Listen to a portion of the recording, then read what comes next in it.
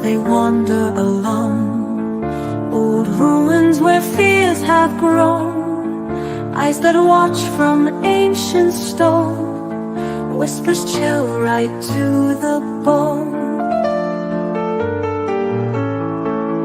Gothic castles rise in the night, ghostly figures glide out of sight, wolf howling under pale moonlight. Darkness creeps and grabs too tight. You have fallen into the EuroCrypt. There is no escape from the EuroCrypt. Fog curling through cobblestone streets, footsteps echoing heartbeats. Vampires hunt their nightly feast, lurking monsters are released. Silent scream in a sepia dream, melancholy miles downstream. No one's safe, or so it seems. Worlds unravel at the seams. You have fallen into the EuroCrypt. There is no escape from the EuroCrypt.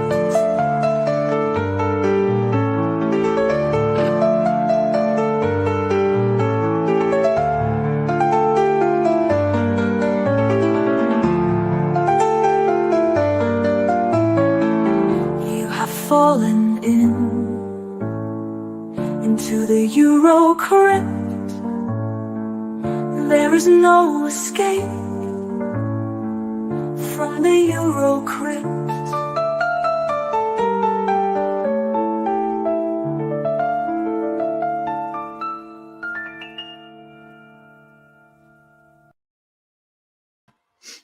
All right, man. Hey, what's up, guys? Hey, everybody.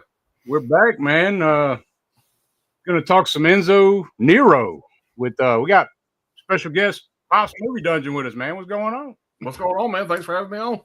Yeah, man. I figured this is up your alley because we've been talking for a while trying to figure it out. Like, Yeah, you know, yeah, man. First of all, I see these three films. You know, they were all enjoyable. They were definitely not a genre that I'm very familiar with, but yeah, the Franco Nero, man, I'm kind of a fan. Kind of a fan now. Hey, I got to be honest, man. This is my first time seeing these three films as well. So yeah, same for me. Same for us. So I didn't realize that. I thought you guys were old veterans on these. Well, the poliziotteschi is kind of a, kind of just barely got into it.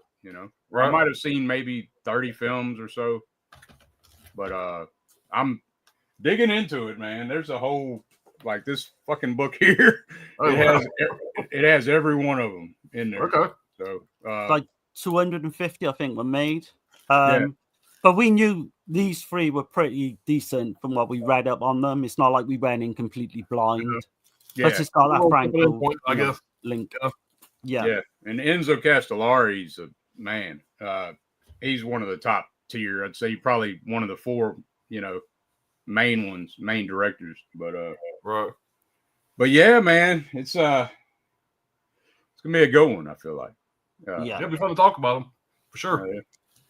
And I mean, I know the French Connection to start it off. I know the French Connection is a major film that started this shit. Like, and I would also say Bullet as well with Steve McQueen. Those two films are like, that was a major influence as well. Yeah. On Castellari in particular. Yeah. And Castellari's a huge fan of American cinema, and you could see it the way, and he's a big fan of Sam Peckinpah as well. Like, right. Yeah. The way he frames shit, the slow motion shit. He even did Westerns himself too with his dad. And it's pretty good shit. But let's see who's in the chat, man. I can't read that name, but good to see you, man. Always a good day when I can catch the EuroCrypt guys live. Well, cheers, man. Thanks, man. Oh, yeah. You got Jimmy in here. Evening, guys. What's happening, man? Hey, what's up, man? Got Justin Marino. What's that? What's happening? Hey, man. What's up? And Fat Pig the Conqueror, man. Great name. What's happening, man? Adrian James, hello. What's going on? Hey, what's up, man? Yeah. But I guess we can start off.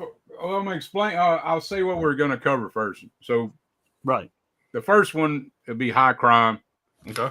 1973. That's the same one I got. And this is a absolute awesome release, man. It really is. Like Bill Lustig, man. You know, he fucking went out his way on this one. Like it's packed with special features. And I had never seen this release. So I'd never seen this movie, so I wanted to see how good this transfer really was. So I found this on streaming, and I watched it on streaming compared to this, and it's night and day. Absolutely night and day. They did a really good job restoring this, from what I could tell from comparing the streaming to that. So and there's 12. What I heard, there's like 12 minutes that was missing on other versions, but this has the 12 minutes. You can kind of tell at the end of the film too. Yeah, a little bit. I think this one does as well. I'm not entirely sure. I think the runtime for this is like, or maybe I'm wrong, something like 95 minutes, 94 minutes, maybe. So I might be missing a bit. But this is the Cult Classics UK. It's a good, the picture quality is great and all that, but I mean the extras is just a couple of interviews, nothing really special about it. This has 2 interviews with Enzo Castellari. It's got stuff with the DeAngelis brothers that did the scores for most of it. I think most all of Enzo's film.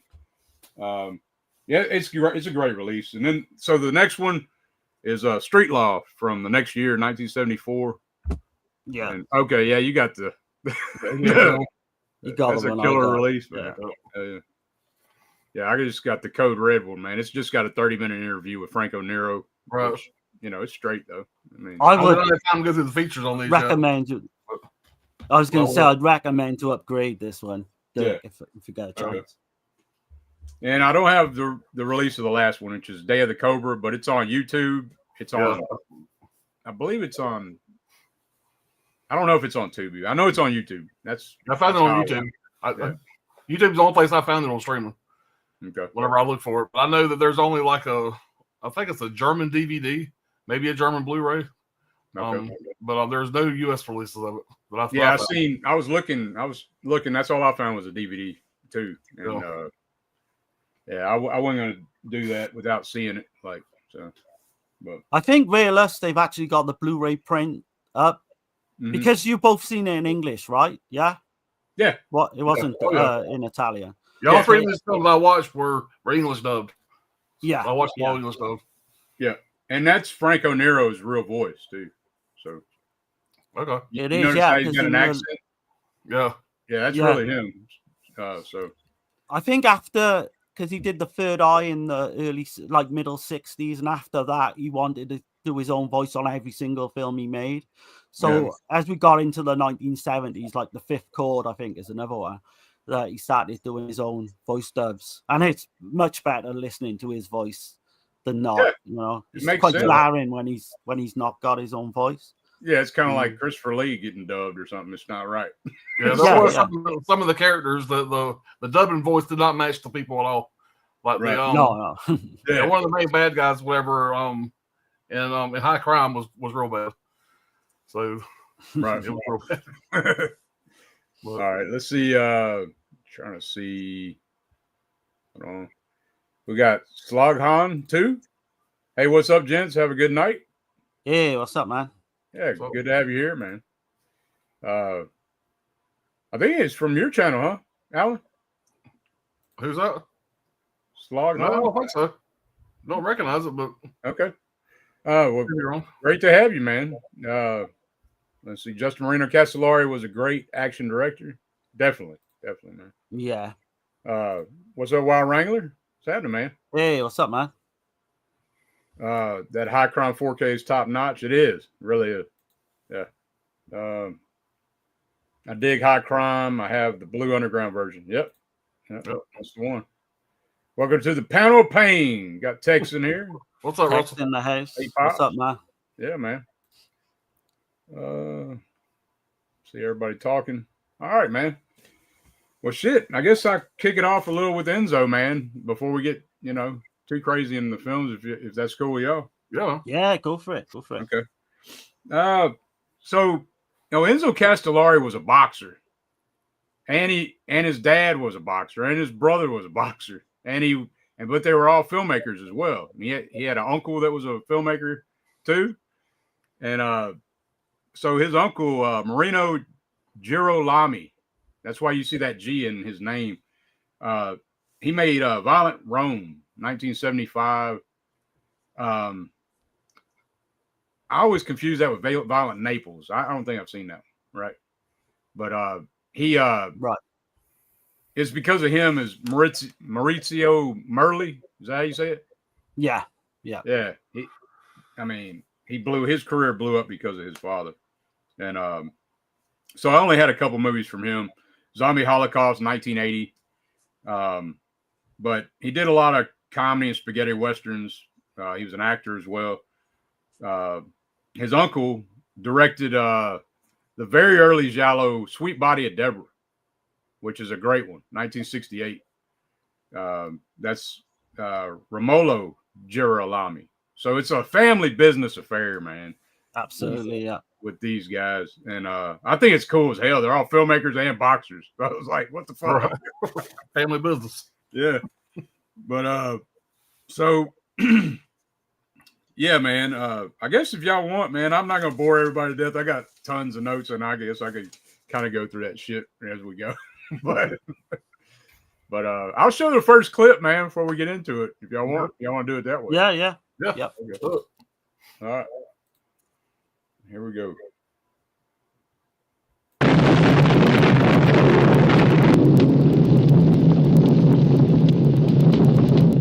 You got a warrant? No, but how about this? Hey, what do you think you're doing? Okay. Now be a good girl. I need some information. Huh?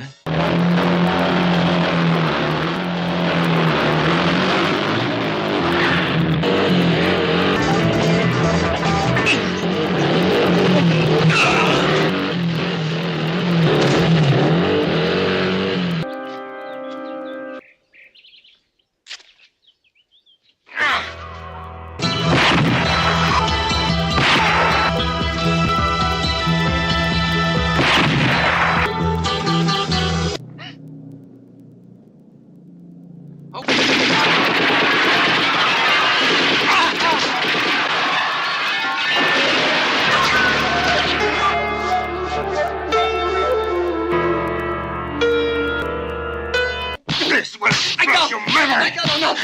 We'll see about that.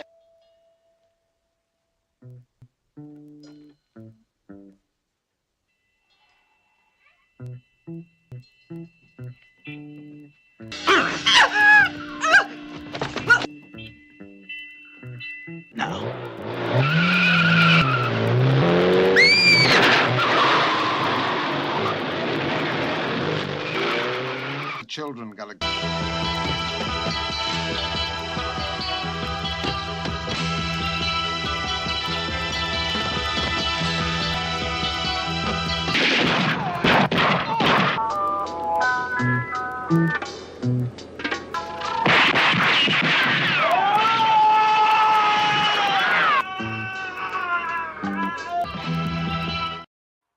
Yeah, man. Yeah, that's a powerful gun. Jack me up about 6 feet off the ground. Yeah, man. Yeah. There's a lot of dick violence in this, and they're shooting at men's fucking dicks. I'm and fucking getting it. Cut I off. guess that was like a code of conduct they had, some of these gangsters, where they would do that. It's Yeah. crazy, man. Cut it off. I guess bring it back and Yeah. show their boss. I mean, I don't know. that's one way to hurt a man. Put it that way. Yeah. But man, you got a synopsis on this one, Darren? I can talk about the cast first if you want, like maybe like Franco Nero, just a little kind of mini kind of biography. But I think everyone knows him. You know, he did go on after doing all these Italian films to get some kind of fame because he did Die Hard too in 1990, and I suppose that's possibly his more commercial film. But he actually started off as a painting photographer, and he was discovered by the director John Huston. He was born in Parma, northern Italy, and he started off in student plays, and that's how he got into acting.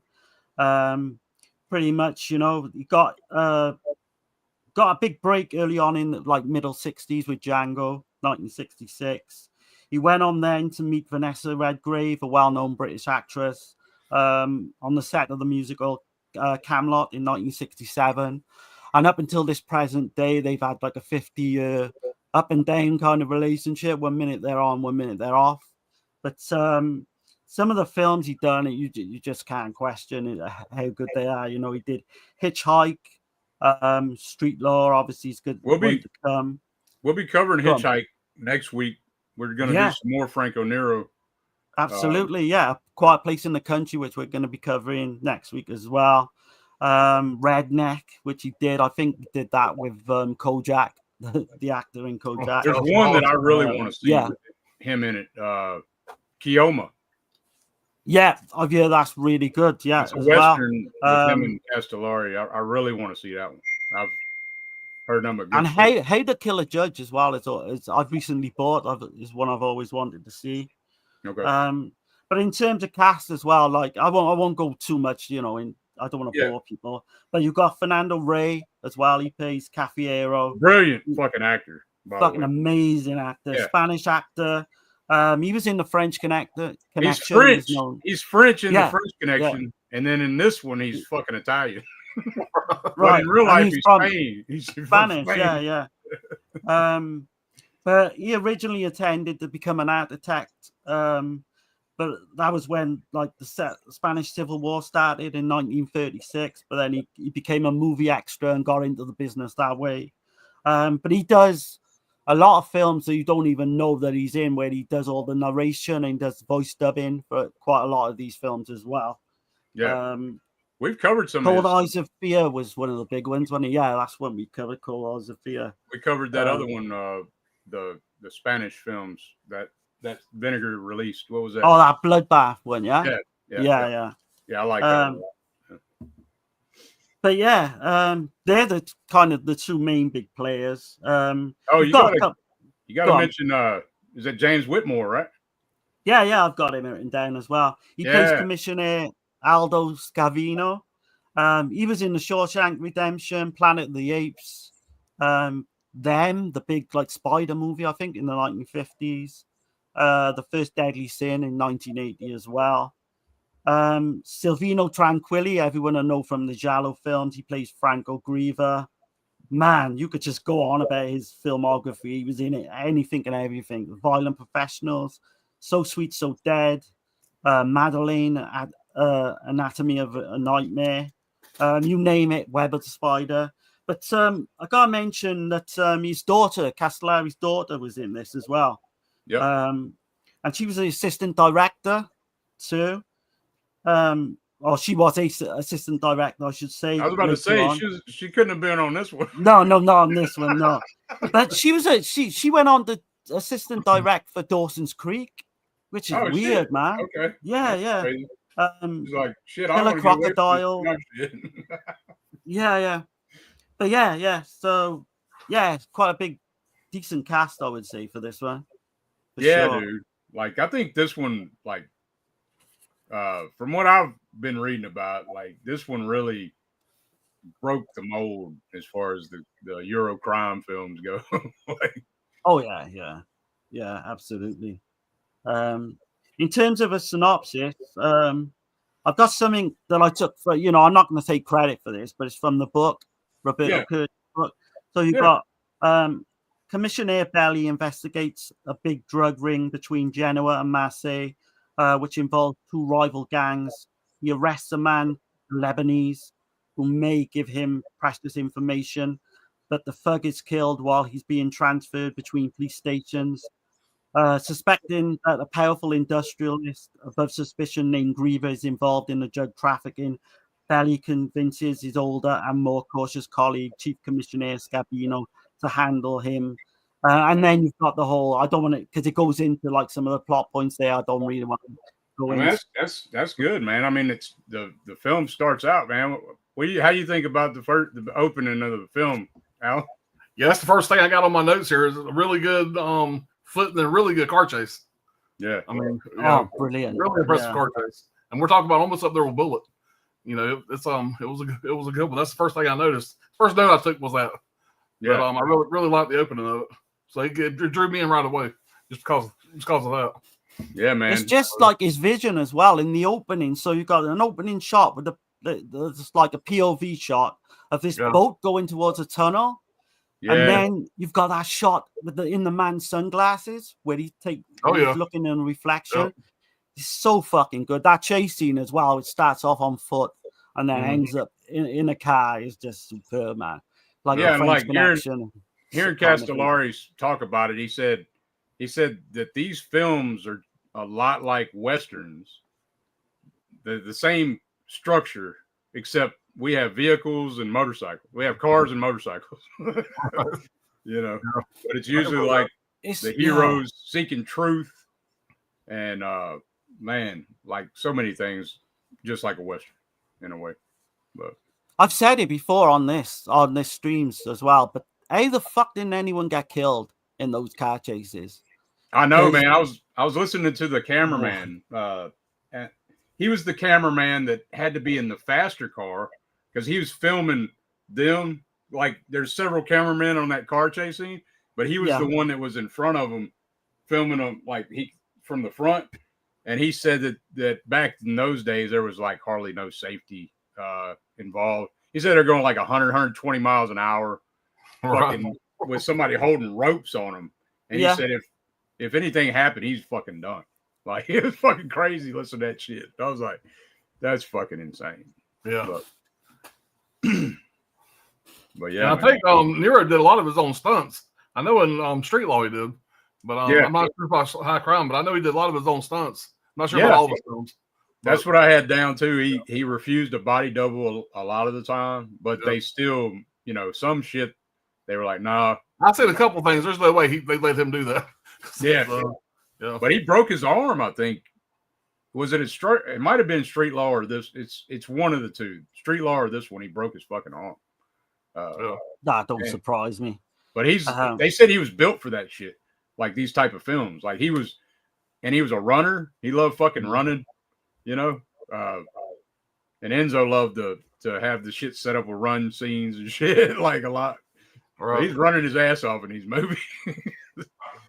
Castellari's not afraid to go to certain places as well, because the end of that car chase, we see a little girl playing like hopscotch, I think it is, and then you've got the big bomb blast. And you know that's me, man. That's Franco Nero's daughter.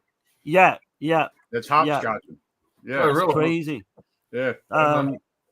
They keep it all in the family, don't they? I know Franco in a later film as well. His own son plays the actual role too. But no, man, with this one, the scenes just keep coming thick and fast all the way. It's never boring.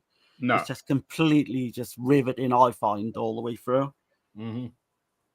You got the motorbike chase as well, which you showed in the clips, like on the golf course. Shit. I love how he intercuts, and Castellari intercuts those scenes. So he got with his editor.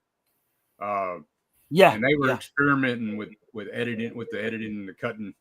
And it's like he said they fucking threw all the rules out the window and did their own fucking shit. Like, but you could tell, man, like it's a lot different than a lot of directors. So let's see. Let me catch the chat right quick. Making sure I see a lot of people talking amongst themselves. Let's see. Fat Pig says, speaking of boxing, Bill Lustig is Jake LaMotta's nephew. Oh, yeah, absolutely. Okay. Yeah. Shit, I didn't know that. Okay. Wow. Yeah, because of Raging Bull. Oh yeah, fucking yeah. I heard somebody the other day shitting on Raging Bull. I was like, man, what the fuck? I was like, I want to come through that fucking screen on that motherfucker. I think that was the same guy who was saying The Exorcist is slow and boring. Oh shit. Yeah. Let's see. Justin Marino says, hello, everyone. What's going on? Hey, man. Hello. Let's see. Eurocrime films are underrated. Definitely. They I are, think so. sure. And they only had like a little time, man. They don't not much time at all. Like what from 70 or 68, right?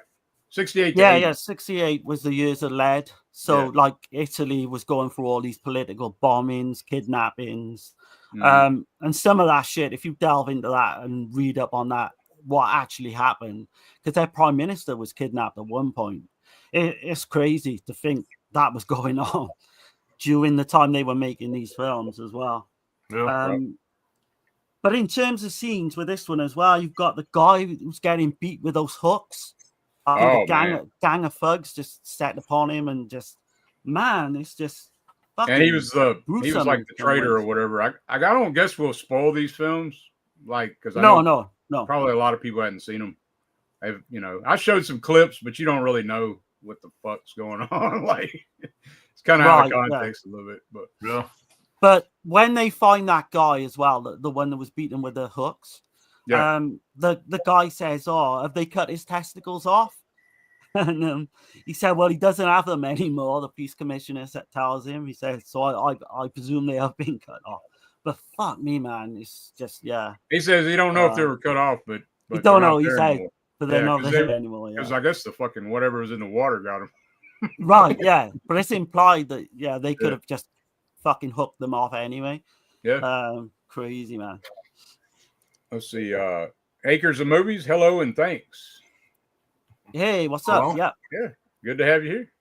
Appreciate you. Street Law is great. Yeah. Hell yeah. We'll be getting into that. It is. Right after this one. Acres says, and since Cincetta has a display for 2 of these movies in their front gallery currently. Oh, okay. That's right, because Acres is from Italy, I presume. Because I think that's right. I'm not sure if it's a female, but I know they stay 6 months of the year in Italy, and I presume maybe 6 months in America. But let us know, in the chat. Yeah, that's right. Yeah, that's right. Display is altered often. Where do these rank with the Seducers and Bird with Crystal Plumage, in your opinion? Thanks. Okay. I don't know. Like it's hard to rank it like that because you're talking about top sensation, I suppose. Yeah. Seducers. And that's a real sexy giallo, and then you got the Bird. I don't know how to do that one. That's kind of hard. Like Bird is I can't really put one of the Bird is a complete masterpiece. I'm a very big novice when it comes to these movies. That's definitely for you guys. I have seen Birds with the Crystal Plumage. I have seen that one. Yeah, I bought it off you. Yeah, that's right. Yeah, there you go. That tells you something right there. Right. Yeah, because that so much was out of print, and I was like, "Well, shit." And yeah. He's like, "I'll sell it to you." I didn't like it. I was like, "All right, cool." Yeah. But they say they like it. It just weren't really, It's not your style. Just real green in. I wish how often I'd get back and watch it. Right. So if you're saying Bird is probably, which no one will probably argue with this, as one of the best giallo films ever made. Yeah. I mean, there's an argument for like Street Law, even though some people say it's not a poliziotteschi film, it's definitely high end, like possibly one of the best. It's definitely EuroCrypt, though. Like, yeah, it qualifies for this, surely, yeah. But hold on a second. Let's see. Had you wanted to see an American remake of The Seducers, Bob Rafelson was going to do that in '82. Oh, okay. Man, I don't know. With Eddie Finesse would have been interesting. She's a female. Okay, awesome. Good. Yeah, I thought so. Yeah, good enough. Cool.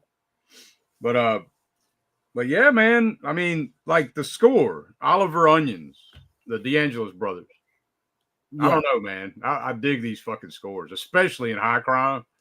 Like after all this bad shit happens, I showed a clip of it. I had to clip it up a little bit, but that fucking moment when the camera's like doing that 360 around them. Yeah. I don't know, man. The emotion's fucking high. I don't know. For me, it was. I was like, damn, this is fucking cinema. It really is cinematic as fuck. But I don't know. I'm pretty excited about these movies, man. If y'all can't tell, but man. they're superb. Is you seen some of the slow motion shots as well? So you've got the couple when they go up to like this glass door and they get shot from behind this glass door, and you see like the shadow of the killers behind the door. Man, it's just done so fucking well. It could literally be in a giallo film, you know. Yeah. It's Well, just the style of his direction is just superb. Like attention to detail as well in every scene is just fantastic. I'm gonna be saying that pretty much about all three of these because I love all three. Yeah, man. And then you got like I guess I ain't gonna go too crazy, but Gianfranco Clarisi, I got to mention him because he's a great writer.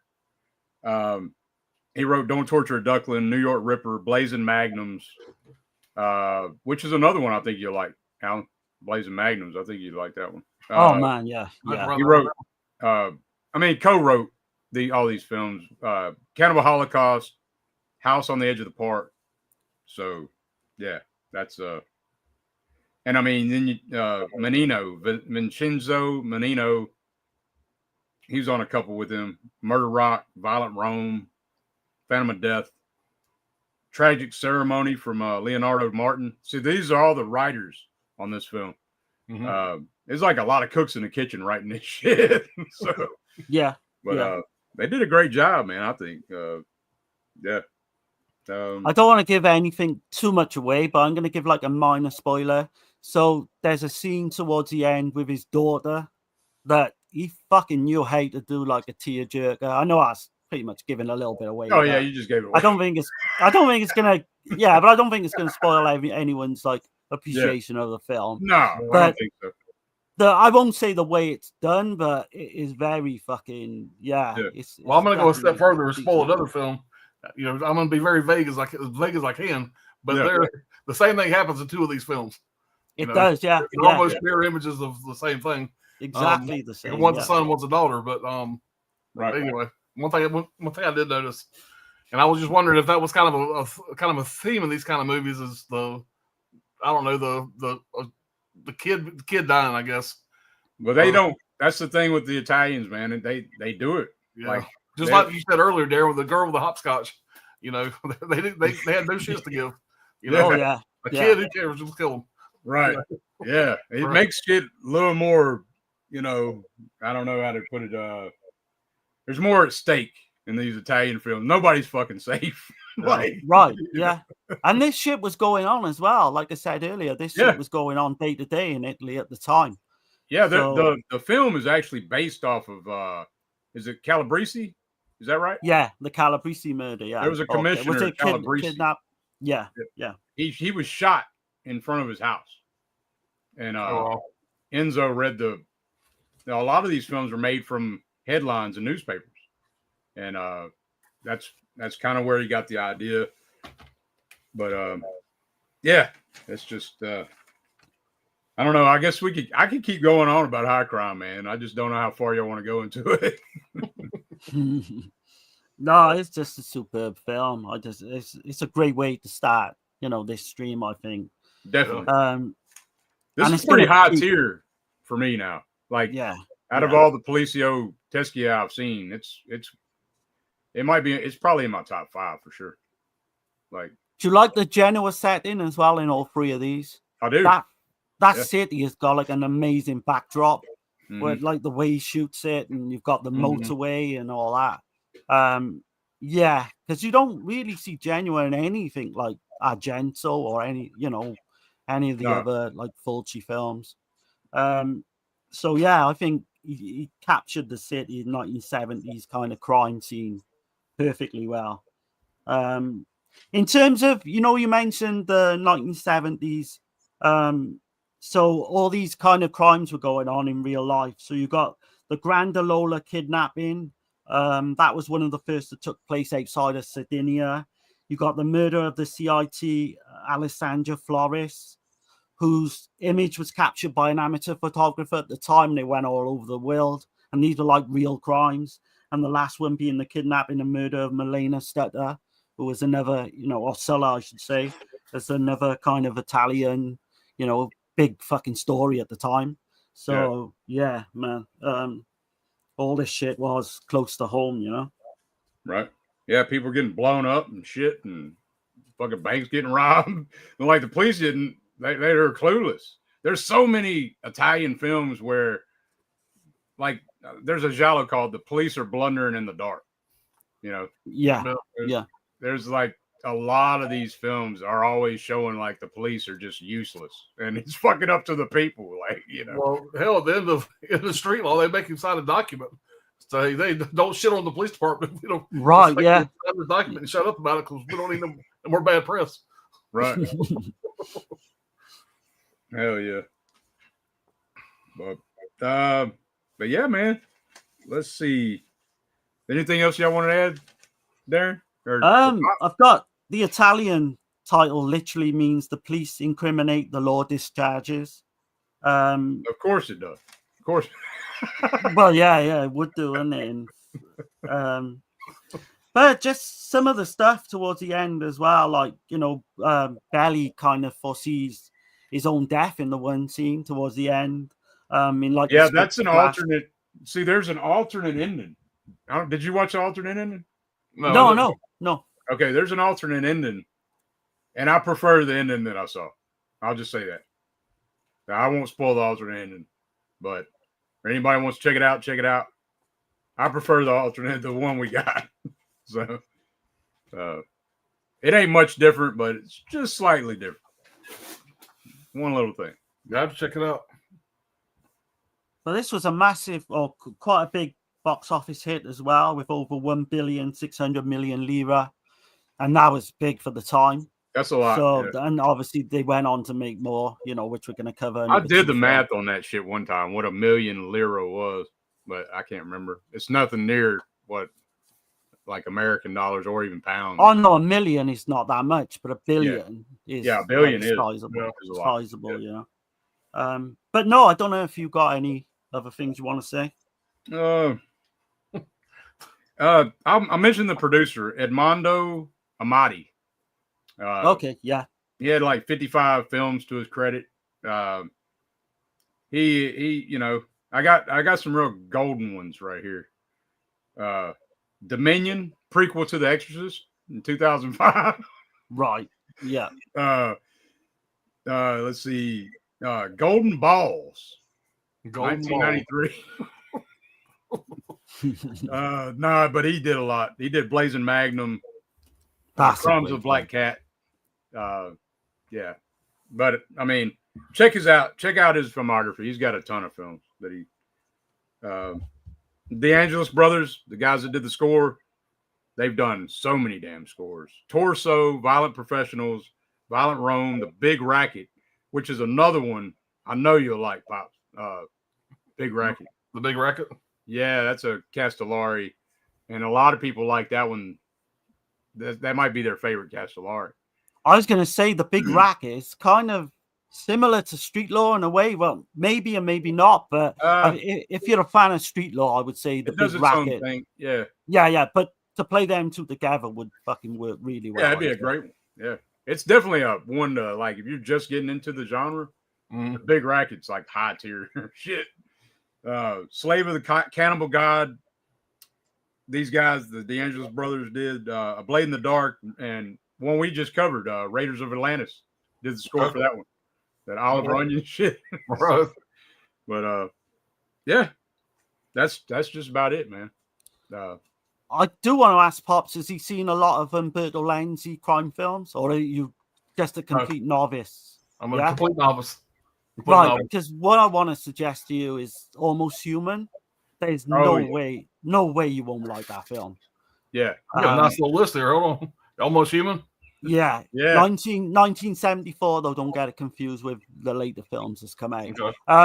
That's the benchmark for me. I think Dirk agrees with me on that. That is like it might be my favorite still. Yeah. It's close to a 10, 8 out of 10, that one. Okay. But, yeah, it's 10 out of 10 for sure.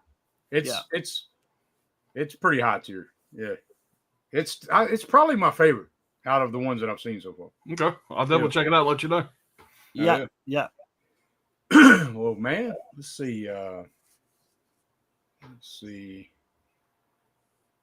Wild guys in here. Evening Dirt, Darren and Pop. What's going on? What's up?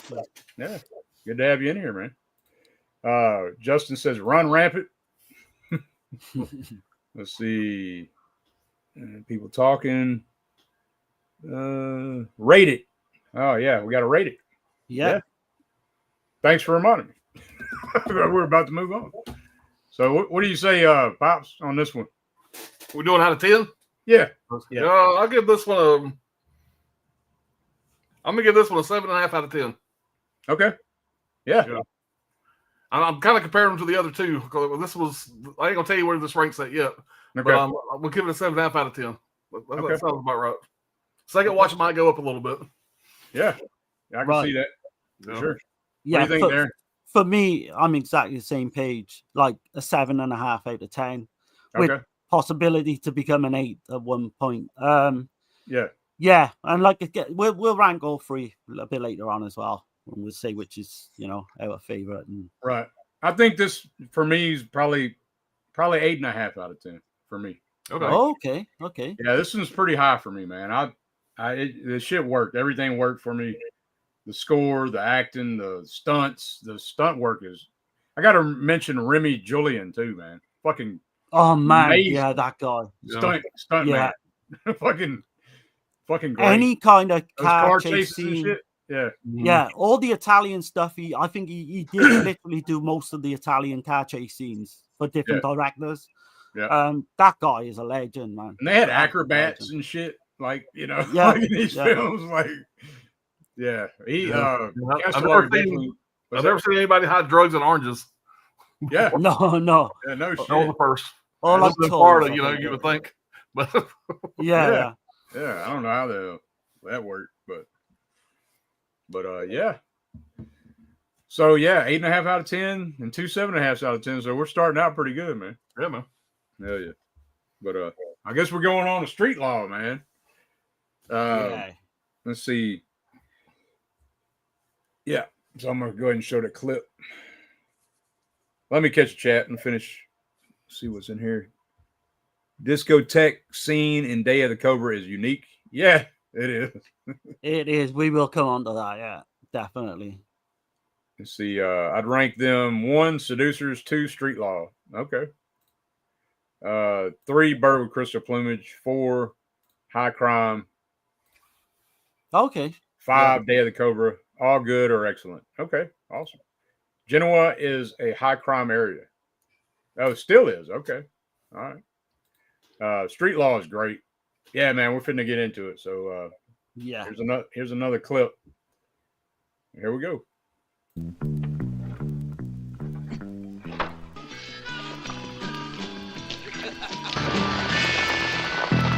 Shut up! Get against the wall! Move it! Run! Enemy G2! Face the wall!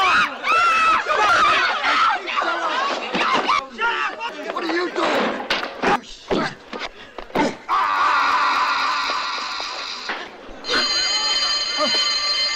Jesus, let's get out of here!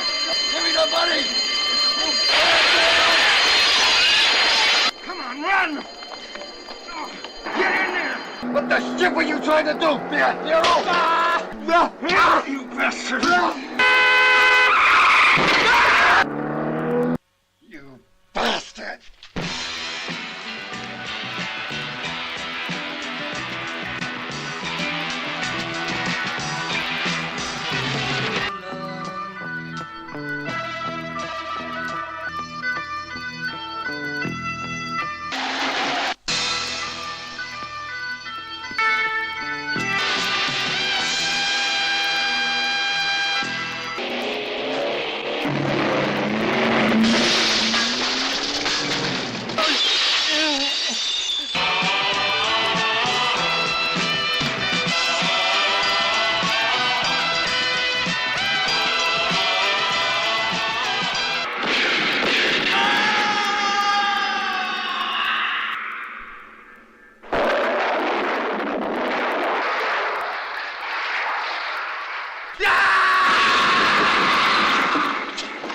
I've been robbed 4 times, and what have you done? Nothing! Well, the next time it happens, I'm going after those criminals myself. I'm tired of waiting around for you to do something. Tired of living in fear. Tired of your goddamn indifference!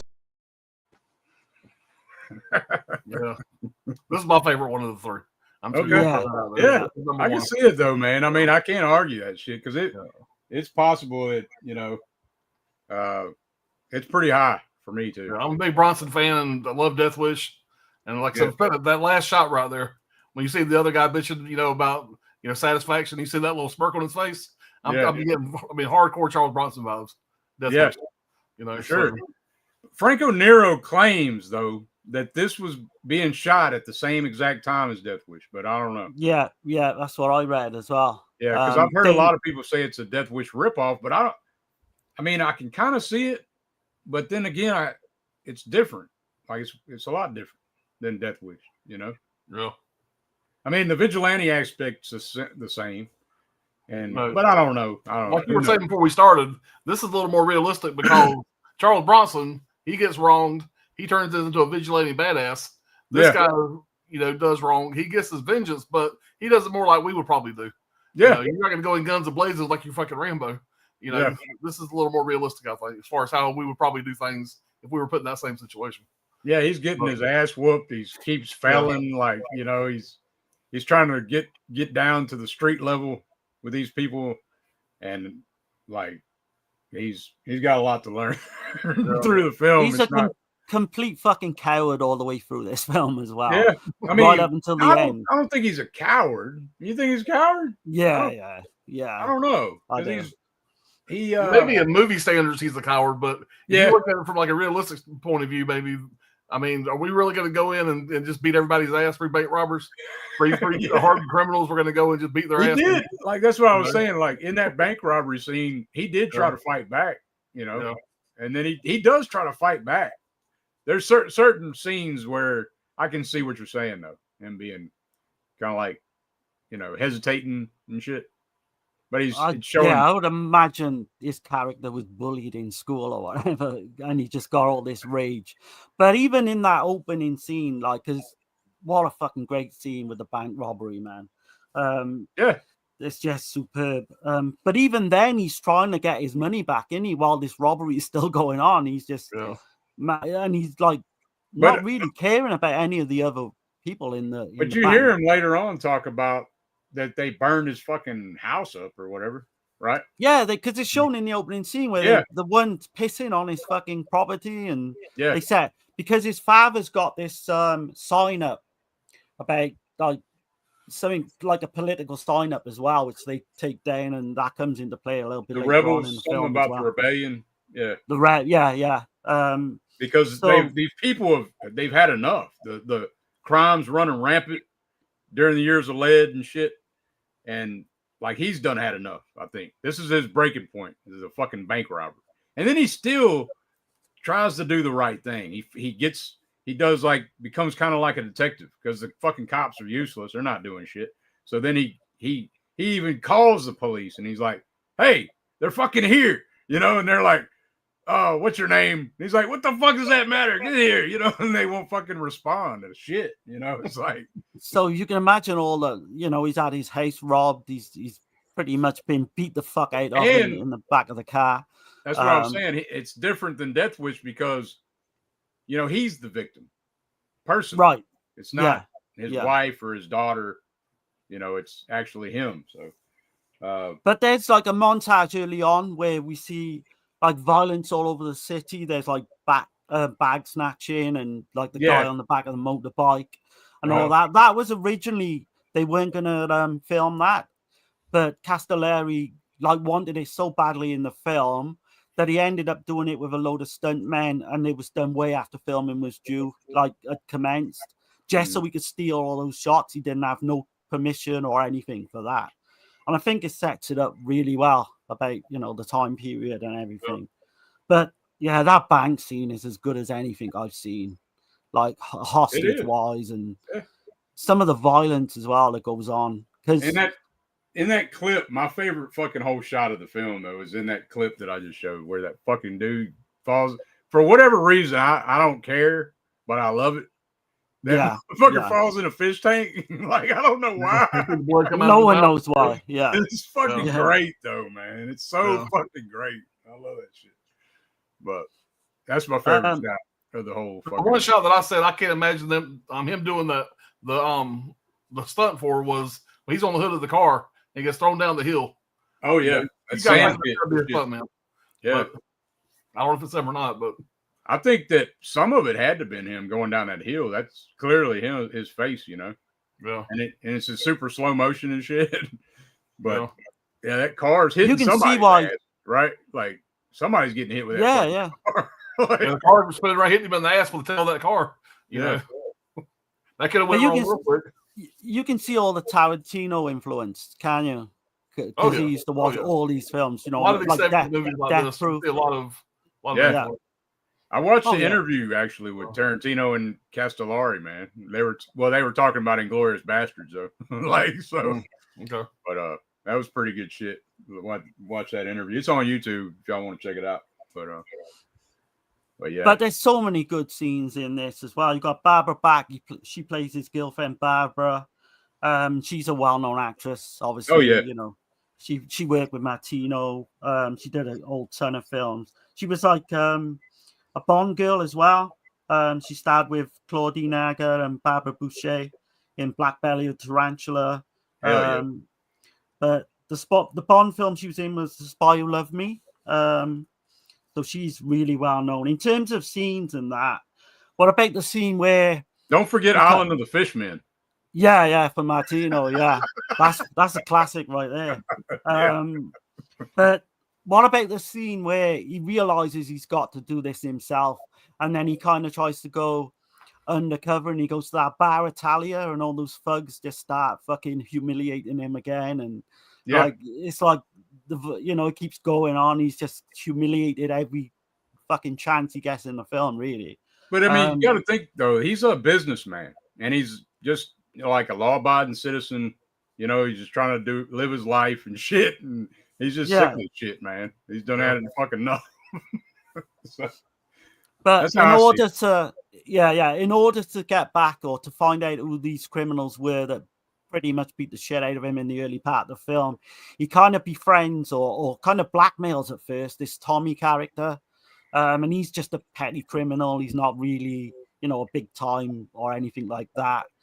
And in a way, they become friends, which is kind of endearing. They get this pretty good bond. Yeah. Which makes what happens. Friends after that.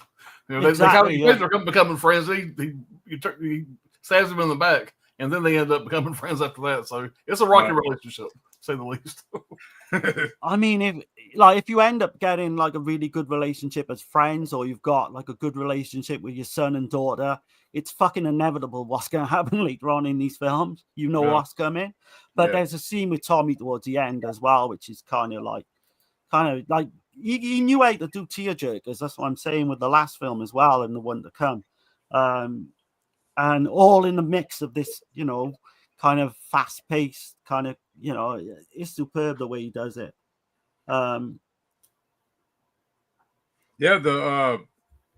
So I was listening to Franco Nero talk about, he was on another film. He was shooting a Western, and Enzo Castellari showed up to the set where he was at, and he was like asking, he was trying to give him the script. He gave him the script, and Franco Nero said right off the bat, he's like, this guy's, he's built like a boxer. He's like a big tough guy, like Castellari. And he said he got bad vibes right out the gate. He was like, nah, right, I'm not working with that guy. and then somebody, the director he was working for, was like, oh, you want to quit my? Like, they got into it about something. And he's like, oh, you just want to quit my film, so you go work on that film. And then he started running Enzo Castellari down, that other director. And then Franco Nero's like, you know what? Fuck you. And he called Enzo up, and he's like, he's talking shit about. He didn't say that he's talking. He's like, in his mind, since this guy's talking shit about him, he must be like a really good guy. So like, that's how they fucking started with High Crime, man. I thought it was funny as hell. But and he also said that John Huston, I think, is the one that found Franco Nero. Yeah, he did. Yeah. He said that he instilled something in him a long time ago. He said the most important parts of the film are the first 15 minutes and the last 15 minutes. Like, so I was going to say he starts all these 3 films really with a big set piece, doesn't he? At least like 2 major set pieces in the first 2 anyway.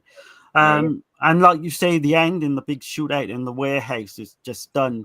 The whole kind of backdrop of this warehouse. I think it was the when first them lights time come on. And Come on, that was a cool shot. I was going to say that. Yeah. I think it was the first time it was ever done, like in a warehouse at the time. But then lots of films carried on and done it, like, you know, straight after pretty much all the way through. But yeah, you've got the digger as well, comes into play.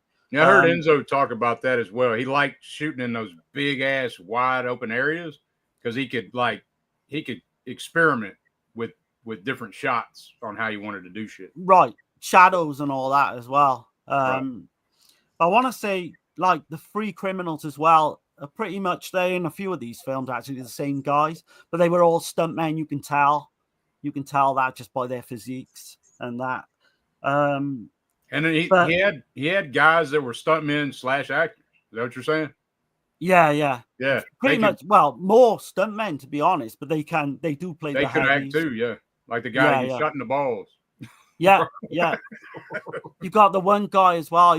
He was in a couple of films we covered before, and I call him like the Chuck Norris of Italy. You know the guy I'm on about, the babyface guy. The 3 of them. I think so. Yeah, I've got his name down somewhere. But what do you think of the score as well? Do you know what? Fucking great. Great. Fucking that theme is amazing. It got stuck in my fucking head yesterday. Is it me, right? And you might think I'm a bit crazy for saying this, but does it remind you a little bit of All the Colors of the Dark?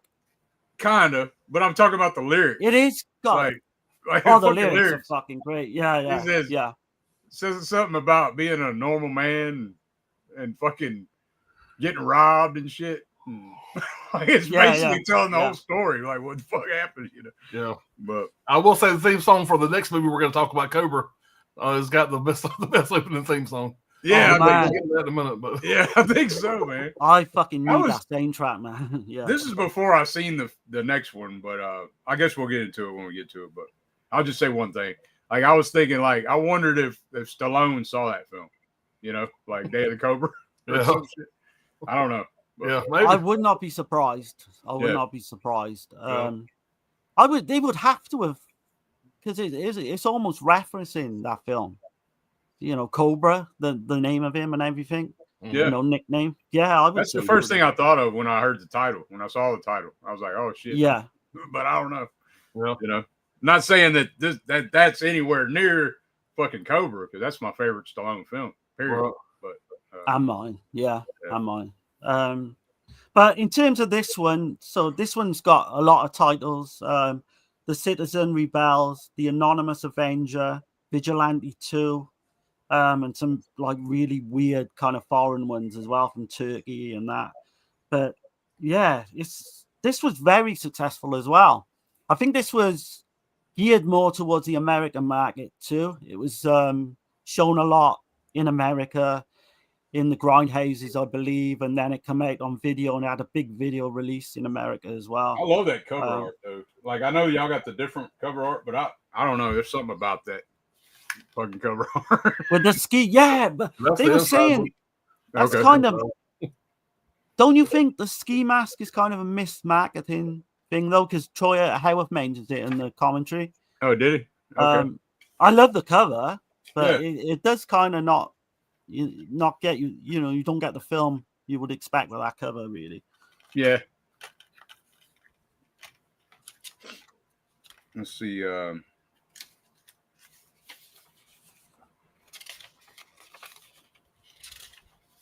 But this was like another huge commercial success. Like I was just saying, over $1.8 billion lira grossed in the 74-75 season.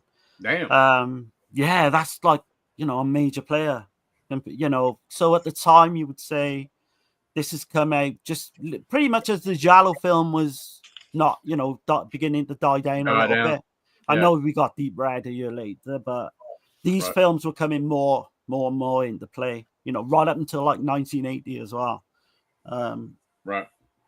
There's another artwork inside here, inside the book. I'm assuming that's another poster, I guess. Oh, that's killer, though. I do like that. I love that cover. Yeah. Yeah, I love Yeah, that. I think I like that one the most. It's So got proof on the back of the book. okay, Yeah. awesome. Yeah, that's killer. What release is that? That Blu-ray release from 88 Films. 88. Yeah. Yeah. okay, awesome. I mean, Now, that's the one to get. It's definitely a one to cover. get. Okay, yeah, I'll definitely get that one. I got this one. It was you know, I've seen You it. get it in orbit. I got this one in orbit. Okay, cool. But yeah, so I was seeing something about like the people in the bank in that bank robbery scene. Those people were really fucking scared. In Oh that god, scene. yeah, you can imagine. Yeah, Like, yeah. like I know they knew it wasn't real, but they were like fucking scared out of their mind. Like them guys were too aggressive, I guess, or you know, like get your ass over here. Shit. But no, man, that's a fucking great film, dude. I'm trying to not bore everyone with everything with the writers and all that shit, but I got to mention Massimo Derrida. Did the screenplay, and I didn't recognize any films from him. The Violent Four and Everybody's Fine in 2009. I don't know what the fuck. The Violent Four is another Italian crime film. Okay. I've not seen it. I know it's in that book that we got. Okay. Dino Maria. I couldn't find shit on him. No, I did. Danger Diabolic, the Mario Bava film from way back. Kiss the Girls and Make Them Die. That's one I hadn't seen from. It's a James Bond spoof from 1966. But yep. Yeah, I think that's about it, man. The Angeles Brothers again. Fucking cinematographer. Yeah. Carlo Carlini. He did Requiem for a Secret Agent. So I don't know what that is either. I'm just putting it out there for anybody interested. But so this was pretty much Franco Nero and Castellari's kind of height of their career. This was when they got, I think their best. 74. And there's a deep respect and enthusiasm between them two. Like they Yeah. And also I was hearing from Nero, like he was really close with Barbara Bach. Like they would go to each other's homes and watch films with all the families and shit with their family and everything. They're real tight knit. Because that makes sense, because she ended up marrying Ringo Starr, the drummer from the Beatles. And he ended up with Vanessa Redgrave, who's British, so that kind of makes sense. Yeah, they were together when Ringo found out that John Lennon got shot. They were together. That's right. Yeah. Oh, that's damn. crazy. This is my American ass looking at this, but I seen Catherine Bach with her. I'm thinking, damn, that's Daisy Duke off the Duke's of Hazzard, but that was Barbara Bach. Yeah. So different Bach. Yeah. Or maybe I got that backwards. This was Barbara Bach, right? Barbara Bach. Yeah. Catherine Bach was Daisy Duke. Right. But that's my American ass looking at the Italian cast. Yeah. She was British though, right? But I do want to mention Giancarlo Prati. He was in 1943. He plays Tommy in Rome, and he was a stuntman. He started off as a stuntman, but quite sadly he died at a very early age of 58 of a brain tumor. Which I always hate. When you're looking up these actors and you see that, it's kind of, I hate doing that. But there's another film apparently that's very similar to this as well, called Kidnap Syndicate, with directed by Fernando De Leo, and Luke Miranda was in it. And his son is one of two young boys that got kidnapped in the film, and apparently is fucking really good. So yeah. But yeah, I don't know if you've got any other stuff you want to mention. No. I guess I could mention the producers, Mario Cecchi. He did over fucking 200 films. Oh, damn. So, yeah. I mean, the only one that he won an award. He received an Academy Award nomination for Best Picture for The Postman, 1995, which I haven't seen. It's okay, yeah. But and he did a lot with Damiano Damiani. which is I'm sure we'll be covering some of his poliziotteschi too. Like, did you realize that Franco Nero is a director as well? And he did a film. Yeah, he did a film in 2022, and apparently it was fucking terrible. It was booed. Shit. It was booed in every cinema it was played to, apparently. Oh, Lord.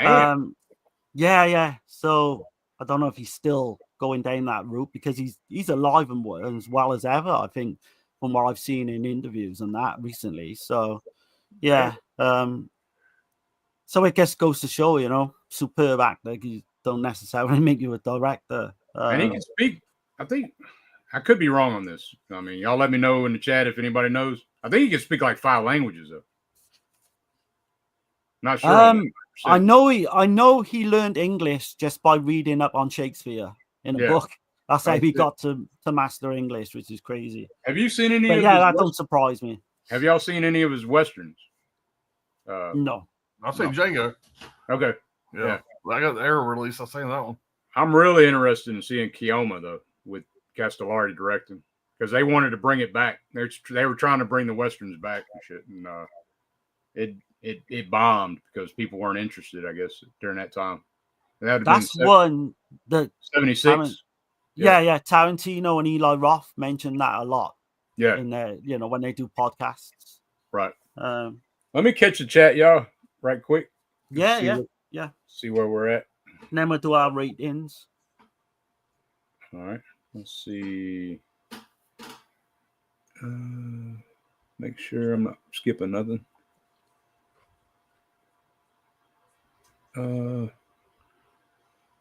Hopefully I'm not skipping nobody.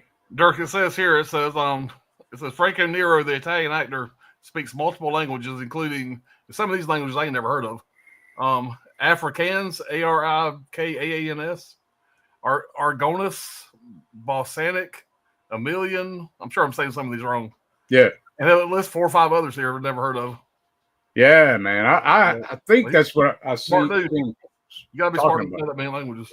That's crazy. How do you even start to You're gonna get a lot of work. Yeah, doing that shit, man. So he's an international superstar. He really is. He must be of a very high intelligence to be able to do that. High IQ. Right. I can barely speak English. Right. Yeah. I'm the same, man. Yeah. Let's see. Fat Pig says, no idea how Nero didn't cripple himself making this one. Yeah. Yeah, no shit. I don't know if the car stunt is him though. I'm kind of iffy on that one. Where not going down the where spinning. When it's doing the circles and shit, which is a great scene. And then when that dude's fucking coming up in that car and he's got this primal fucking look on his face. He got all that dust and shit and the bloodshot eyes and fucking hits that fucking shovel. Man. Oh, that's a great shot, man. That was one of my favorite shots of the film. That was a great shot. Yeah, man. He's just a man that's just fucking had enough, dude. It's fucking great. You can see his frustration as the film goes on and on, the way he's so frustrated in the police and man. He's gotta do it all himself, pretty much. Let's see. Acres of Movie says street law and high crime got people back into the cinema in urban areas. There has been a lot of white flight from Rome and Milan just before the 70s and major financial destabilizing. Okay. Man, that's was it Acres of Movies? I love, when people put comments like this. And she obviously knows what she's saying as well. Right. Living in Italy. I'm going to go to Italy one day, man. I've already talked to my wife about it. I've already talked to her about it. She's like, okay. I want to do don't sound too Venice. You could take it to Venice as a romantic, romantic holiday. But I want to do Rome as well. Obviously, I want to do Florence. Turin. Yeah, definitely want to. Maybe Genoa now as well after watching these. So yeah, that'd be great, man. I'm gonna have to save up though, do that shit. Yeah, that's not cheap, that's for sure. Yeah. And then let's see. Acre says older Italian men would go alone in urban areas. And that became a major trend, and these action thrillers and all forms of other genres finally took on their own life rather than being a film industry offshoot of France, small studios and cinemas started popping up all over Italy, and it largely empowered the region for Greece to start making genre pictures and Cosmatos popularity. Oh shit! That makes sense because you can imagine these Italian men watching these films, and they're you know, if shit happens to them as well, that they'll just take the fucking law into their own hands. So I would imagine these films wasn't very favorable with the government at the time because it was putting kind of thoughts into people's heads. Sorry, Dick. Sorry if I. No, you're good. You're good. Would you like to have seen Franco Nero in a James Bond movie as an ally to James or a Bond villain? And in which movie would he have been good for? Thanks. I think he'd been a good Bond villain. I do as well. Yeah. Yeah. I can see him like with a scar on his face and shit, and like fucked up eye or something. What's the one that has Robert Shaw as the bad guys? He plays Robert Shaw plays the blonde villain. Damn, which movie is that? I'm blanking, man. I've seen some Bond films. Secret Service, maybe. Yeah. I don't remember, but that character I can see Nero playing that character, the Shaw played. So the one that sticks out, one Bond film that sticks out for me is Octopussy. Yeah, that's the 80s. That was a good one, Roger Moore. Yeah. I always thought that David Hess would make a good Bond villain as well. Yeah, I think that was a kind of missed opportunity too with him. But Nero would have been great. Yeah. Fat Pig says, I hope this one gets a 4K release soon. I only have the DVD. Well, I'm sure that Blu-ray looks good, huh? Yeah, it looks amazing. It looks great. Yeah. I mean, this one is not bad. It's a code red. It wasn't bad. Yeah. I'm sure y'all's is probably a better transfer. I can't see how a 4K would really make much difference to this one. Okay. It's that good, you know? Yeah. Let's see. Akers says movies like these were great programmers for Italian cinemas that has either closed or been destroyed or never rebuilt. With American action thrillers as popular as ever, it triggered Italy to make dozens, hundreds of varied quality, but the cinemas needed programming as American movies cost too much to screen, and the public started craving these action thrillers of their own, as imitative as they are. Yeah, but like in the French Connection, right? So the drug trade is coming from, isn't the drug trade coming from Turkey and Sicily, right? Like France and shit, but they're getting the drugs from Turkey. I'm not sure. You haven't said maybe in a while. It's been a hot minute. Right. I'm just saying, like, it's kind of like done a circle in a way. It makes sense for them to make these films, is what I'm saying. Yeah. You know, because the Sicilians were bringing, you know, there was shit going on between America and Sicily, right? Yeah. I was going to say as well, Akers, do you know if these played on Italian TV? I would presume that a lot of it would be cut, but let us know if you got any information on that, because I'll be interested to know how these played on TV in Italy at this. Well, not at the time, maybe during the 80s, probably. After all the shit with the years of leather kind of died down, because it would have been a bit insensitive to probably show these at the time. Akers says, I have tapes of these on Italian TV, but they also have there you go. Okay. AC, I think Milan, and a fashion show highlights on the same tape. It is Betamax. Betamax. Okay. Awesome. Oh, shit. I'd love to see that, man. Many of these movies outmade more money the Fellini and other great auteurs of the time. Yeah. Yeah. Akers knows her shit. So, oh man, I've seen her in a few chats like with Dead Pit and that. She was on the Rotten Stream last night in the chat. Asking some great questions, but you know, the Rotten Stream is kind of a different vibe. Yeah, so we can't get to all the questions, but yeah, a lot of great questions last night. Hell yeah. The nation was obsessed with these movies from the entire time Dirty Harry movies were still being made. That is the most important and influential movie ever made for Italy, even though it is USA film. Absolutely, yeah. French Connection too, right? Dirty Harry, French Connection. Was French Connection before? 71 was it? French Connection. Yeah, I think first Dirty Harry was 71, I believe. Okay, so same year. Yeah. So Might have been 72 French Connection. I'll have to double check that. I think it's 71. French Okay. Connection. Yeah. Regardless, I mean, let's see. Without Dirty Harry, these ones wouldn't have gotten made. The public craved this kind of movie, and the hostage situations in Italy in real life were always occurring until the late 80s.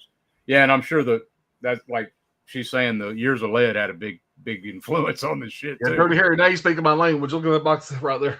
Yeah. Right there. Nice. Favorite of all time, the Live Clint Eastwood. Hell yeah. Yeah, that's my jam. Fat Pig says Barbara Bach's sister is married to Joe Walsh. Oh, damn. Okay. Kioma is awesome. Yeah, man, I got to check it out. I got to see it. Radhammer, Dirt, did you see that movie in theaters about the dancing and singing monkey? It's a biopic about a singer I've never heard of. Oh, is he on about? He's on about the Robbie Williams film. I don't know. Yeah, I'm not sure. I think so. Yeah, I haven't seen it, I don't think. Let's see. Montag says Spy Who Loved Me had a cameo by Carolyn Monroe, and she looked gorgeous. Yeah. Oh, yeah. Amazing. Carolyn Monroe was amazing hot, actress. Yeah. Yeah. Well, cool, man. Y'all ready to get into the next one, or y'all got anything else y'all want to mention? We got to rate this one. We got to. Oh yeah, we got to rate it. But I was saying, we're oh, was there anything else y'all wanted to say about it? No, I think I'm good. Okay. Yeah. I think I've said all I've got. I gotta say, man, it's like Franco Nero, man. His facial expressions like say a lot of shit, like without words, man. It's that strong of a performance for real.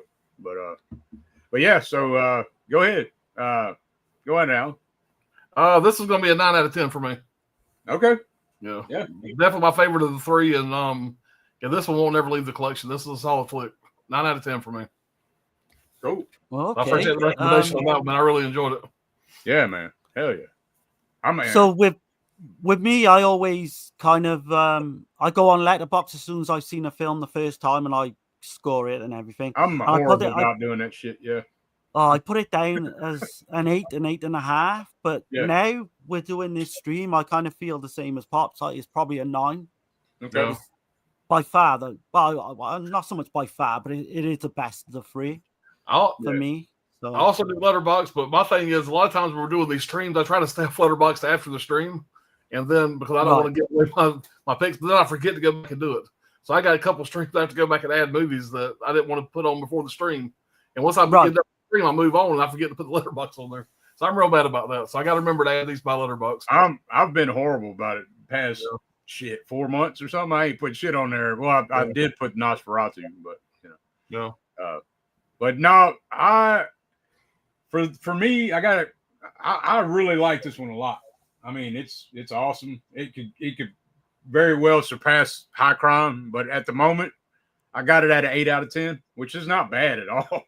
I got High Crime a little higher, I think, just because of what it did for the genre as a whole and shit. Like kick the doors open, and I don't know. Not just that. It's just I don't know. It's right there with it though. It definitely could pass it, but 8 out of 10 for me, man. So yeah, absolutely. So, shit's going pretty good so far. So that's a good sign, man. Let's see. Jim Stedman, good day, fellas. What's going on, man? Hey, what's up, man? Hey, Joe. And Acres of Movies. H goes from Karachi to Baghdad to Palermo to Paris to London to New York to LA. Then and now that won't change. Oh, talking about heroin. Yeah. Yep. Exactly. Justin Marino, 9 out of 10 for Street Law.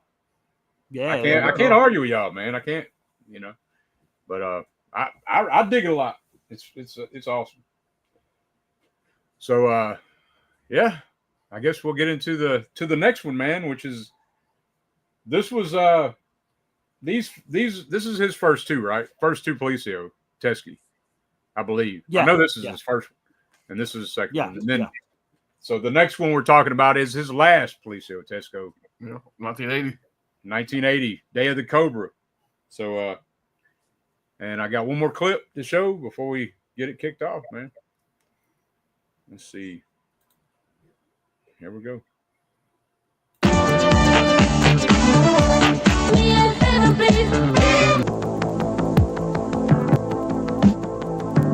Don't move or I'll shoot. I don't like talking to a lady with my back to her. What's your name? Though I'm sure it doesn't mean much to you. Okay. Don't get your balls in an uproar. It's not loaded. You're doubly stupid. My poor head. That's what I was going to ask you. I come here to relax.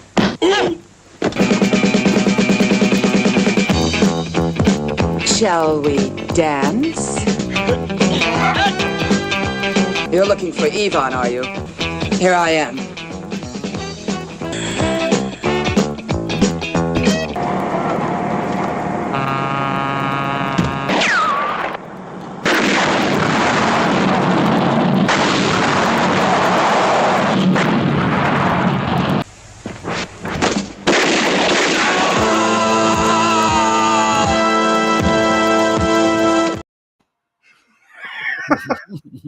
I love that shit, man. Yeah.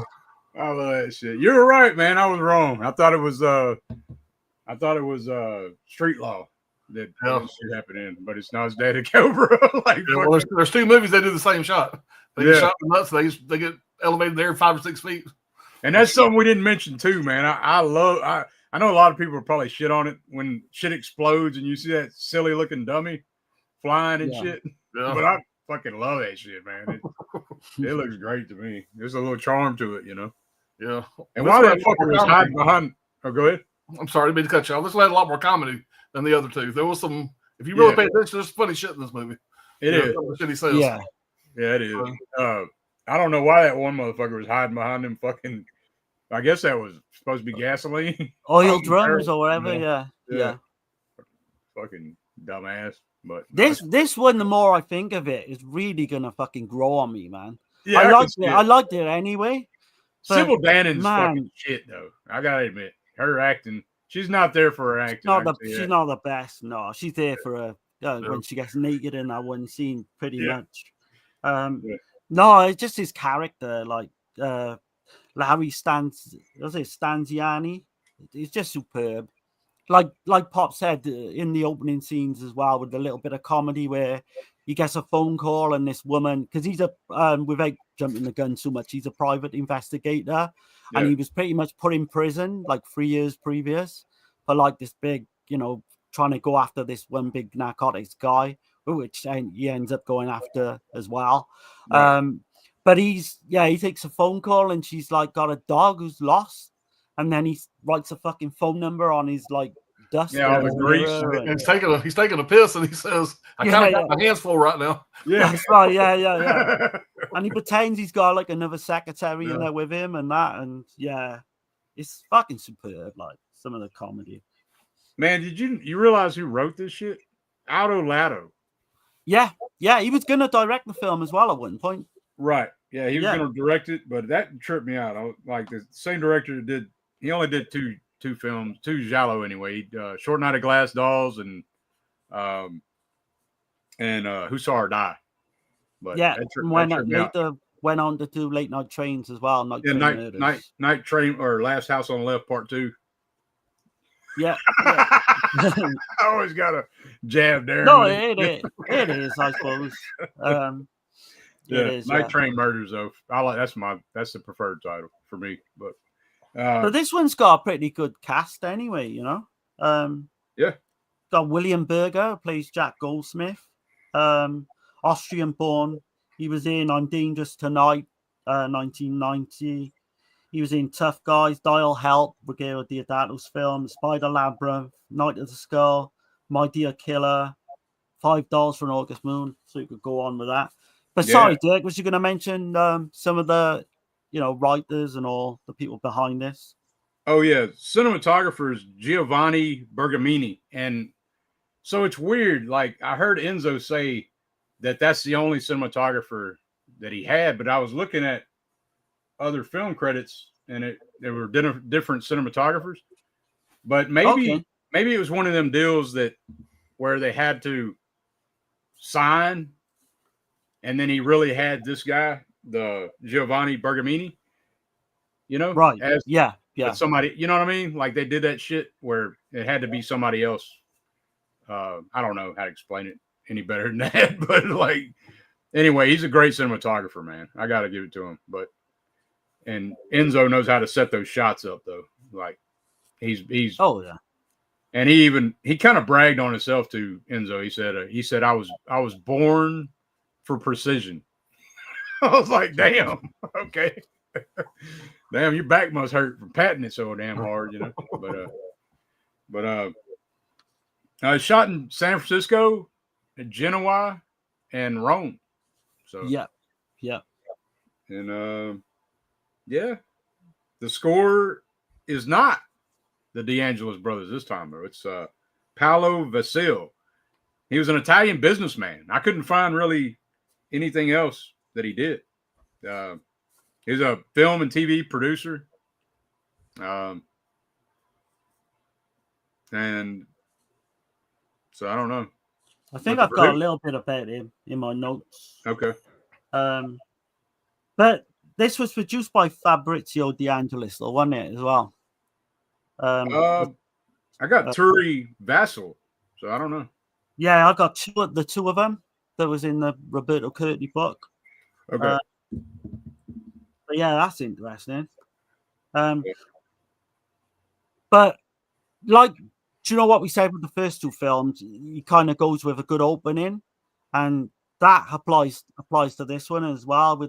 So you've got this guy who's delivered this telegram, and he ends up trying to get this telegram but he's being shot at through the door, which is a great scene. And then you've got the whole fucking chase again, you know, like the other films on the rooftops and this fucking He is looking kind of like Humphrey Bogart in this one, right? With the fucking hat and everything. Yeah, I got the trench It's coat. almost almost like a Giallo killer as well. Some of the shots are like he's got that fucking knife on the end of his like walking stick, I presume. Yeah. He's got like a club foot as well, which is interesting as well. But it's all about that key, innit? You know, it's all about getting those two keys. Those two keys together. Getting access to all the bank accounts offshore. Right. But that song that Pops mentioned earlier, Cobra, is fucking brilliant, man. You don't give a damn. I am the Cobra. Yeah, man. It tells you exactly what it is on the tin. I am the Cobra. Yeah, that shit got stuck in my head too. I was singing that shit. It plays throughout, doesn't it? In different times throughout. My old lady was like, "What the hell are you singing?" and my son was like, "Stop!" I was like, "My bad." But it's stuck in my head. Man. Like you're on about the comedy as well. So he's a private investigator, and it's like we see him like literally taking photos of this woman who's having an affair with another woman behind her husband's back. And then he phones the husband and he says, I can guarantee you she's not having an affair with a man. Yeah. Like, and just little touches like that, man. It's so funny. Yeah. Yeah.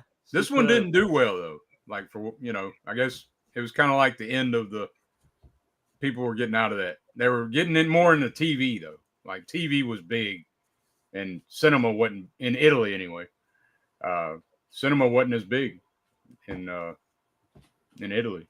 But even though it come late, I still think it's probably not as going to be as popular as the other two, but I don't know, it's not far away in terms of some of the scenes. Obviously that discotheque scene is just one of the best fucking I've seen in an Italian kind of genre film. It's just so comes from nowhere, like that guy when he starts doing the fucking I had to look that shit up when he's fighting the woman. You think it's a woman, and then it's really a transvestite, but that was really a woman, and then when he pulls the wig off, it's not. It's a man dressed up.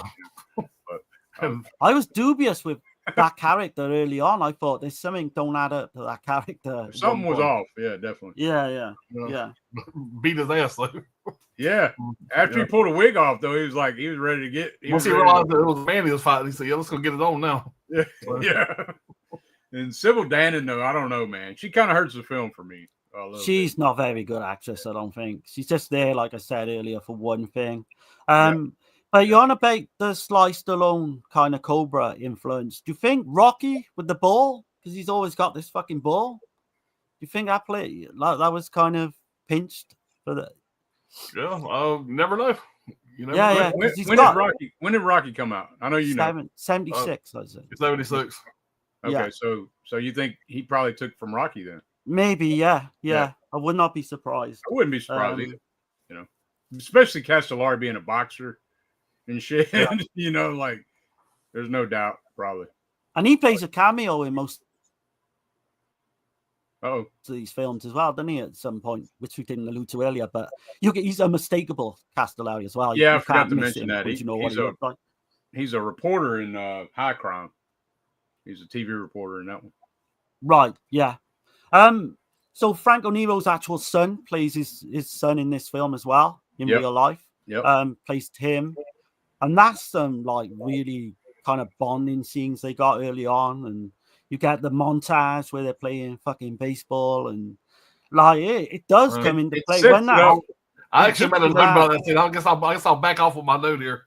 But I made a comment when he first seen the son at the school or the wherever his son was going to. I guess it was a school. Yeah. And and he picks his son up. You got the long love scene with him and his son. And I thought, man, that's a little. These are the Italians, I guess. Yeah. But that's his real sons, I guess. Okay, that's not so bad. Yeah, they're big family. You know how they are. it's yeah. I thought that when they just kind of presented like you seen his long lost lover, is like they're spinning him around like a love scene. It was kind of that's a little odd.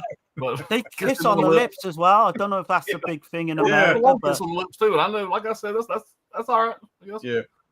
I mean, he's a little bit too old, I'd say, to kiss on the lips. But, I would say so. Let me catch the chat right quick, y'all. Let's see.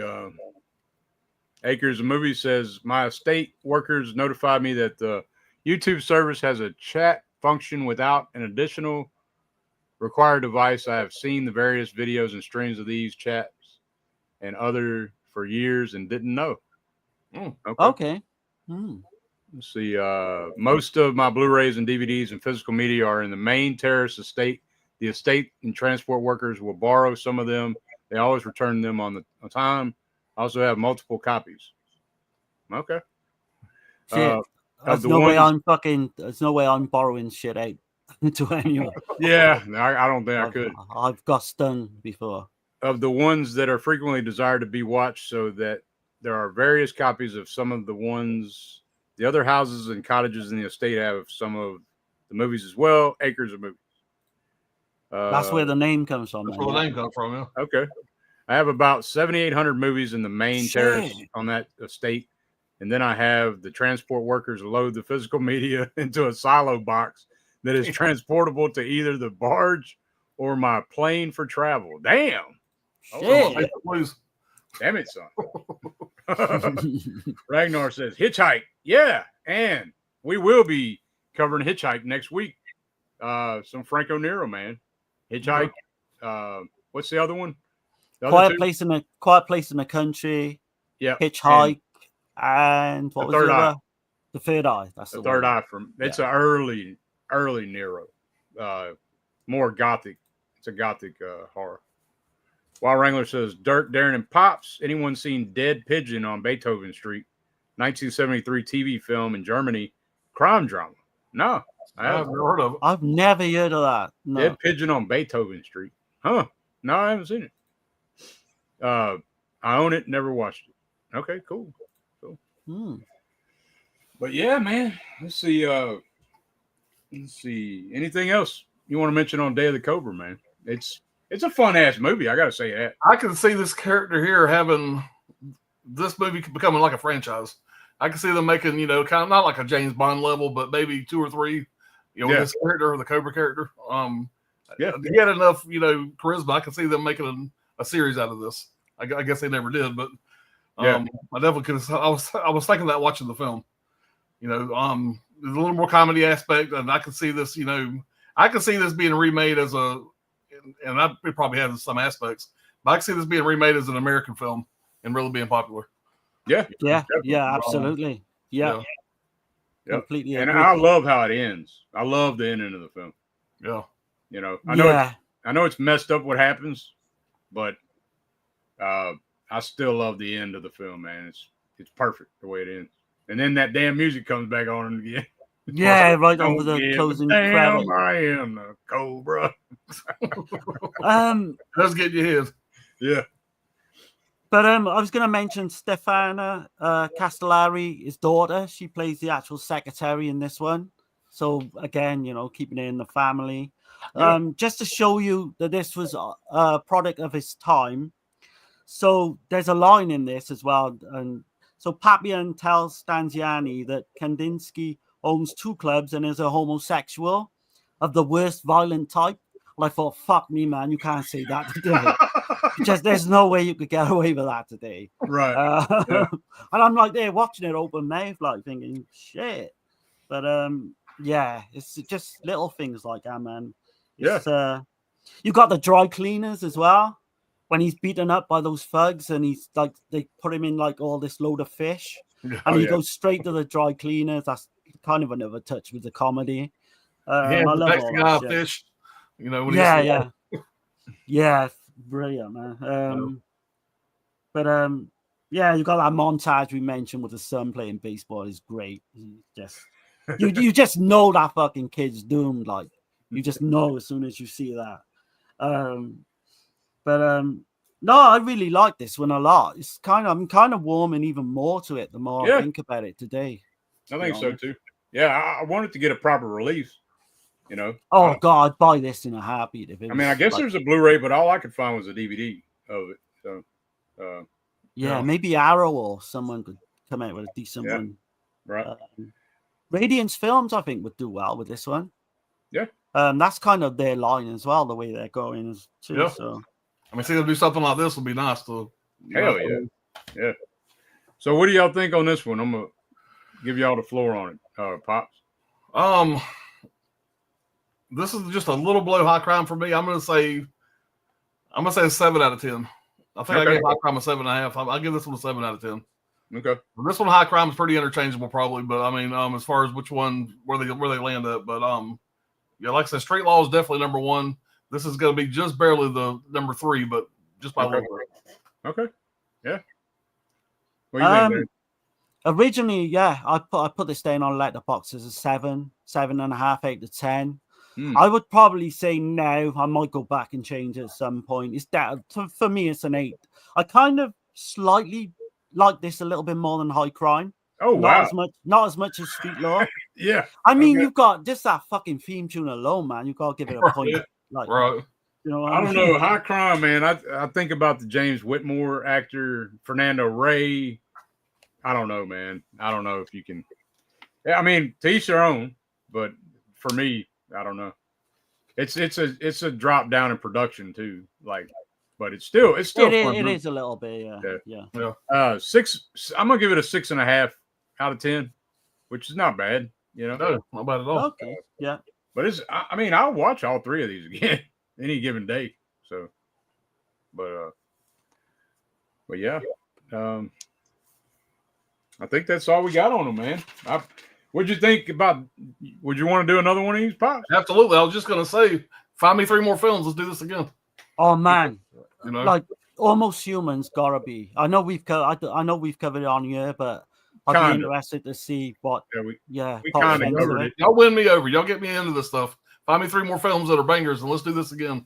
And you guys might convert me. You might convert me one day. Well, the thing about it is, we hadn't seen these either. So it was like a roll of the dice, I think The Violent Professionals would be one you'd like as well. I think so. Yeah. We'll have to confer on that and get back to Pops. The Big Racket, definitely. Oh man, yeah, you would love that. Yeah, I know. Anything in that Arrow Use of Lead set as well. There's one called Like Rabid Dogs. There's one called Savage Free, which is superb as well. About these three thugs, they got their normal everyday jobs, and they just go around the fucking city killing people. Justin Marino's got it, hit the nail on Caliber 9. Caliber 9, dude. That I take that back. Caliber 9 is my favorite that I've seen. And then so you put right it there with Almost Human though. I was gonna say, Caliber 9. Caliber 9 is a great film. Yeah, it's fucking great. I'm right there. Great film. Yeah, it's fucking great. But Justin Marino's got The Boss as well. I've got that. I picked that up on Blu-ray, but I've yet to see it. But I've heard fucking really good things. Yeah. Manhunt's good too. That's more like a Death Wish. Manhunt. Yeah, it is. A lot like Death Wish. Yeah. That's got Silva. What's his name? Henry Silva. Yeah. Henry Silva. Yeah. Let's see. Greg Brewer. How? Hope all is well. Yeah, man. Doing good. Hey, man. man. Yeah. Thanks for popping in, man. Acres of Movies, Italian rock group Area asked for too much money for songs to be on Day of the Cobra, but many fans have re-edited it with the Area songs in that. Okay, cool. Why is that over the actual theme song or like? I don't know. Let's see. Montag says Third Eye is included in Arrow Gothic Blu-ray set. Yeah, I got that set right. Yeah, that's the set he's talking about. And the Third Eye is actually Beyond the Darkness was a remake. The Joe D'Amato film was a remake of the Third Eye, so it's going to be interesting to see our thoughts on that next week. I think. Okay. Fat Pig says I got to see this one still. Okay. I was talking about Day of the Cobra. That's on YouTube, and it's not a bad transfer, really. That's the only place I found it was YouTube as far as streaming goes. Yeah. Caliber 9, yeah. Excellent fucking movie. Well, I was in Destin at an outlet mall with my wife and daughter. They're inside shopping. I'm in my truck watching this movie. I think I'll text you while I was watching it, Dirk. Yeah. Hell yeah. Almost Human. Absolutely, man. The Boss. I love The Boss. I wrote all those down. Let's see. Have you done Cop Killer yet? No, we haven't done a lot of poliziotteschi. That's an interesting one, Cop Killer, because it's like a Giallo crossed with a crime film, and Johnny Lydon from the Sex Pistols plays the villain. Okay. So yeah, that'll be an interesting one to do. Justin saying Revolver. Okay. Yeah, that's supposed to be a good one as well. 1973, I believe. Yeah. Castellari, DeLeo, Lindsay, Salima. Yeah, Lindsay is a little more, what'd you say? I'd say he's more grimy with his poliziotteschi a little bit. You can't go wrong with any of Lindsay's films. You can't go wrong. And Fat Pig said, just found it on YouTube. Awesome. Acres of Movie. Also 1977, The Heroin Busters. I just bought that. That's one I need to see. Yeah. Yeah. That's Castellari too, right? That's in a two film set with Arrow. There's that and Big Racket. Yeah. Highly recommend getting that release, man. Well, hell yeah, man. We'll get you. We'll have to do some more of these, man, for sure. Yeah, just let me know, man. Okay. And I'm just glad you really liked them. Yeah, I want to show everybody. I got these shirts. I got this one for my son, but he didn't want to wear it because the chick was Albanieri or whatever, for whatever reason. But this is a new EuroCrypt shirts. Yeah. Anybody interested? It's live on the Dead Pit. I love that design, man. Not sure. Yeah. But yeah, and I'm wearing it as well. But I ended up giving it to my wife. So Grayson wants the other one with the regular logo without the naked chick, without Resolving. But yeah, man, I guess we're gonna get out of here, man. I appreciate everybody. The chat was live. I mean, it's a great stream. 3 great films. Thanks for having me on, Dirk. There. Hell yeah, man. Hell yeah. Thanks for coming on, man. Anytime. Like you want to do something, man, just reach out too. You know, if you want to, if you got an idea or something, you know. Yeah, for sure. But hell yeah. Have you got anything you want to promote as well? Pops? Yeah. Sorry. Well, anybody that follows my channel knows I haven't made a recorded video in quite a while. Just lots of busy. Just been doing live streams. I guess I'm kind of known for doing top 5 live streams, different themes. Mm-hmm.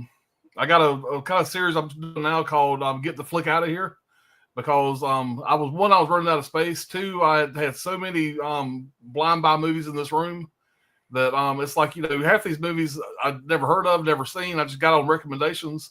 I kind of pulled all of them off my shelf. If you look at my table over here, I got all these movies on the table are ones that I have not seen. And I got a table over here too. I'm watching them. I'm the same. I'm watching them as they're either going to go in the sale pile or they're going to go back on the shelf. Yeah. And so I kind of got a series called "Get the Flick Out of Here," where I kind of pull 10 films down, and the live stream is pretty much me talking about these films, getting them out of here. Why I'm getting rid of them, why I dislike them, why I'm not keeping them, whatever, upgrades, whatever. But it's a series. I think we just did the 3rd episode, which we didn't. Me and Brad's doing it. We didn't do the 3rd episode live. We recorded it. Okay. And we're going to do that style kind of edited a little bit, and we're working on that one now. It's just a new thing we're working on. But yeah, other than that, man, I got some videos. I got a stack of stuff here I want to do videos on, If you see back here in the back, I got my Stallone characters and my Clint Eastwood characters. I got a new Rocky character that I want to do an unboxing of. I've had for about a month now, but I had time to do the video, and I wanted to make a video on that one. So yeah, man, I like those unboxings of those. I enjoy doing those a lot. And you did Cobra. I see Cobra back there. I did Cobra, and I did the Dirty Harry. Dirty Harry. And, yeah. And I got one other back there, and I did the Rambo. So okay. Hell yeah. But yeah, I got a Rocky character I want to do an unboxing of at some point. I've been trying to get and those aren't cheap either, man. Those are fucking. Locally, they only do like one a year. They're like $350 a piece. So right. Yeah. I got to finance them bitches. So they do like one a year. But yeah, you know I'm a big Stallone fan. I got to get those. Yeah, man. Hell yeah. Yeah. Well, yeah, man. I appreciate you coming on, man. And it's always great doing streams with you, man. Always has been. Yeah, man. And we're gonna do some more. I appreciate everybody in the chat. I see everybody saying thanks. Great stream. And we're gonna get out of here, y'all. So y'all have a good one. All right. Be good, y'all. Have a good one, guys. This. Hey, what do you think you're doing? This will scratch your memory. I got enough. We'll see about that.